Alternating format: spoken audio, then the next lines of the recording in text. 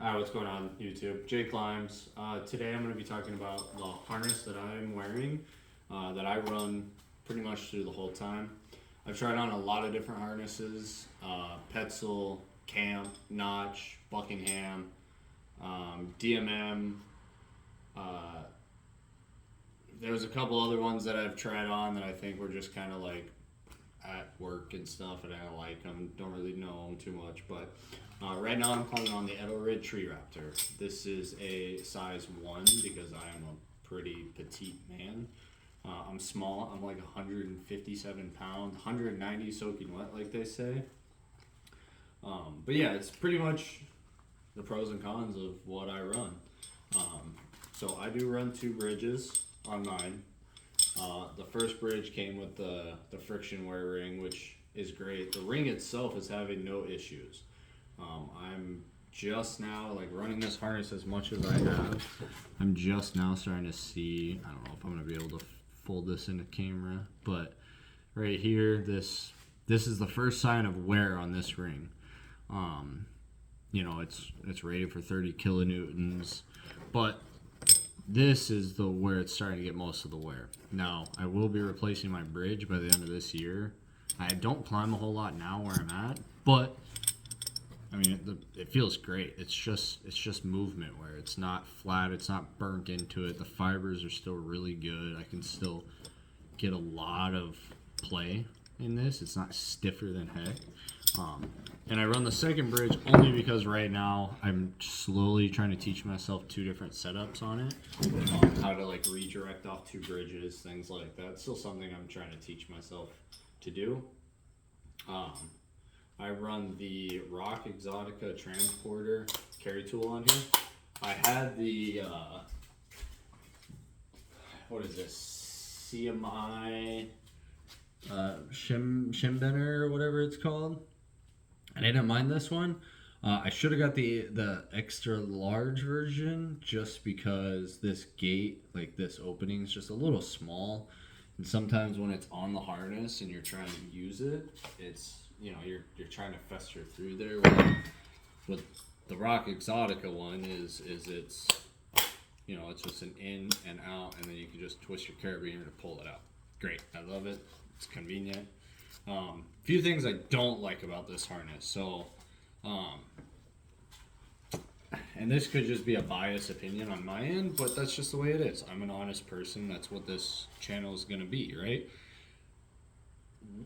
Why is this front loop here super, super wide and big, and then these back ones are super tiny? Now, I get it. These aren't life support, but I would like them maybe a little bit bigger and the front ones be a little bit smaller, because I do see myself like, with my lanyard, if I have slack in my lanyard, it's smoking this around. This is getting taut on things, but I've gotten used to it, so it's not like the end of the world. Now, I should reach out to Edelrid and talk to them, but these adjustable straps here, right? So let's talk about it. I don't feel like I should have to constantly adjust my straps. They shouldn't really come undone that much, but they do. I mean, it is a piece of plastic, and over time, the more you use it, the more they get open, right? So,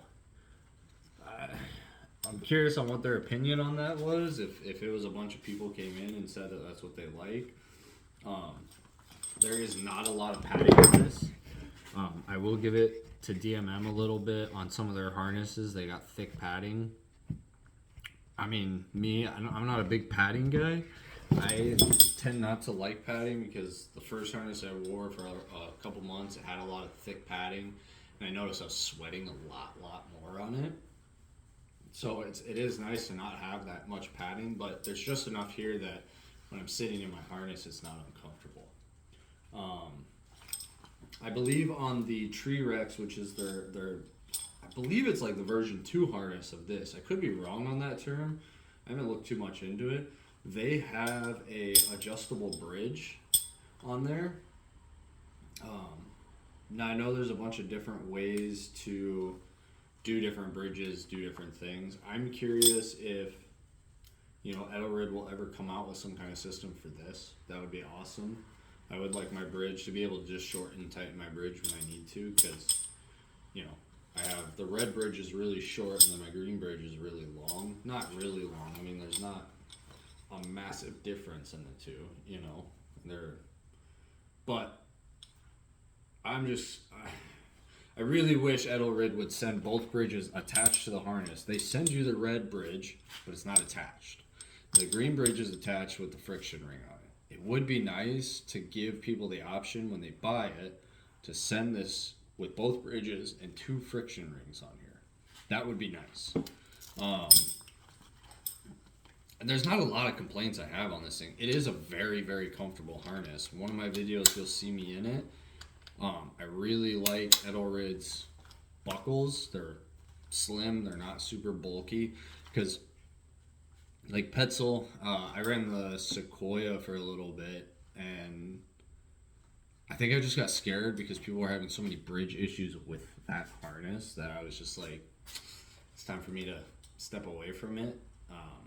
I tried a camp, and I don't remember which one it is, but it's got a big D-ring in the front, like right here, and it wasn't comfortable. I feel like it's more of a lineman harness, if anything, like, you know, utility guys, I should say. So I went with this. This was relatively priced for what I was looking for. You know, a lot of this stuff was purchased out of my own pocket, or I paid for it from an old company or something like that. Again, it's not hate on anybody else's harness, no other manufacturers out there. Everybody's got really good stuff, but Edelrid's harness for the price point was what I wanted. So, but yeah, that's my video. So stick around. There'll be more to come.